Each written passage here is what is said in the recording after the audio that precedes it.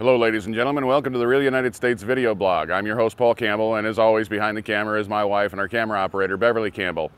We're here in Evart, Michigan on the banks of the Muskegon River. Now some of you may have seen our episode about a week ago where we were talking about the spring ice melt here along the Muskegon River.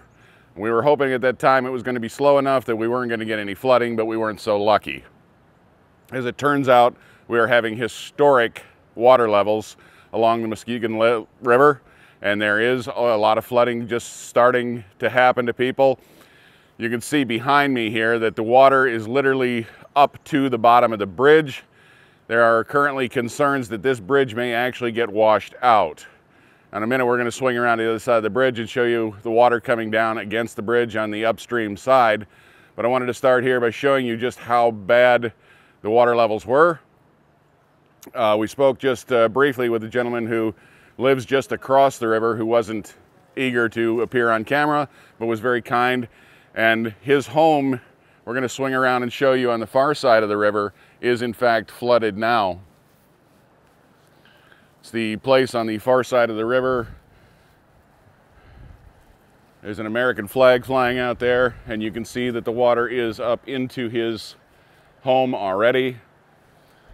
They're expecting water levels to be as high as, in places, as 13 feet above normal levels.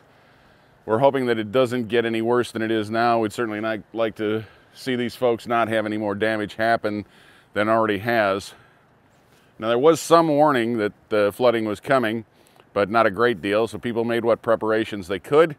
One of the unfortunate things is that a dam upstream has busted, releasing a large amount of water all at once into the Muskegon, and so that's exacerbating the problem along here with the flooding.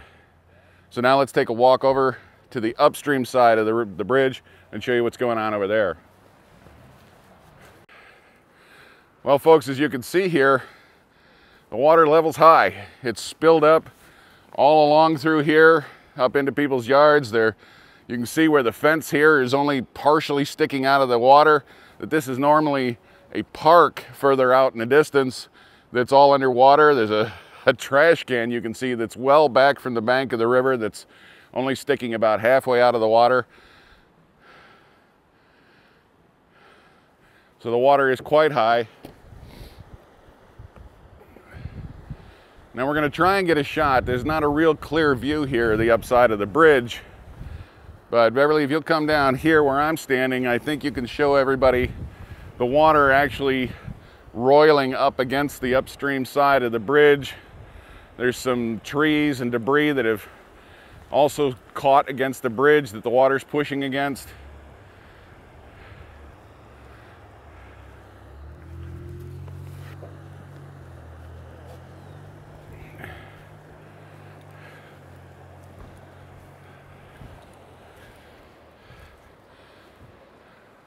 Now I know that we like to make an issue on this channel that there's no hype, no script, no net. So I'm not trying to hype this or use any particular jargon to make it seem more spectacular than it is. It's not spectacular, it's just sad. But it is what's going on here in the United States. It's part of real life, like so many places in the world. But you don't hear about small communities like Evart when they have flooding. You hear about big disasters on the international news, of course, when the Mississippi floods or the Ohio River or one of the larger rivers floods and affects many, many people. But a lot of small towns, small communities, rural areas that are along waterfronts do this time of year flood. With the historic snowfalls we've had, it's not surprising that we were going to have flooding. I think everybody sort of anticipated it. So I'm certainly not trying to hyperbolize any of this, but I did want to share it with you. And you can see on the far side of the river here where the water's flooded over into this property,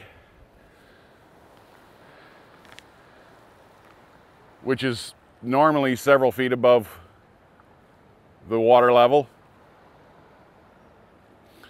And in fact, a friend of mine happens to live just over there. I'm going to have to speak with him later today and see if, in fact, his home has been flooded. I know that he was flooded last year, and the water levels seem higher this year than they were last, so I'm I'm concerned about my friend's welfare, and that was one of the reasons we wanted to come to Evart was to check out the situation here. I haven't seen him in a couple of days, so I'll see him this afternoon and find out if he's okay. Okay, we've moved downstream along the Muskegon River from where we were in downtown Evart to a place about a mile and a half south.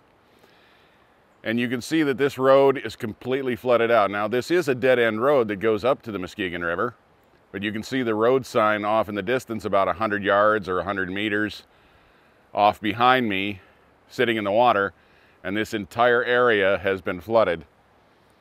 Now, I don't see any homes in this area. The homes are built further back up on a little bit higher ground, fortunately. So people have been aware that this is a floodplain in their planning, and that's a good thing. But you can see off in the distance maybe that the Muskegon River is really, really flowing hard, and that there's flooding even on the far side of the river. I imagine from this video it's hard to tell where the riverbed itself is, but it's probably about 50 feet beyond that stop sign, or that road end sign is where the beginning of the riverbed is, and it extends to the tree line on the far side.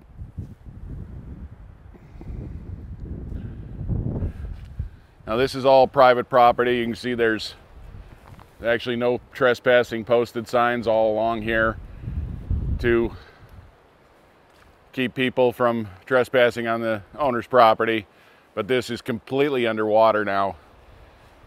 It almost looks, if you can see between the trees, as though there's a second riverbed, which is not actually a riverbed. This is just the water flowing around a little higher area in the ground.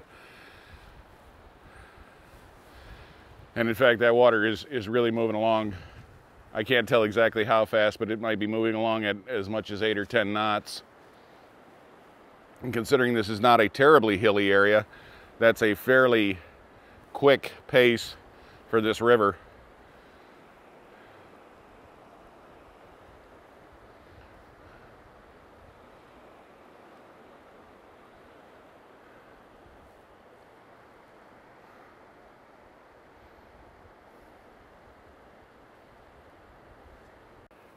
Now you can see here, folks, that the water is actually moving fast enough over the road that it's carrying sediment downstream. I don't know how much of that's going to actually get carried along, but you can see that here on the road that it's actually washed off a lot of the sand out of the, just left the stone in the gravel, and that here along the edge you can see a little rivulet of sand from the water just carrying all the earth and all the soil and everything downstream.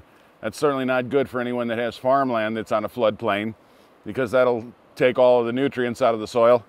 So this is definitely a good, strong current that's coming along here.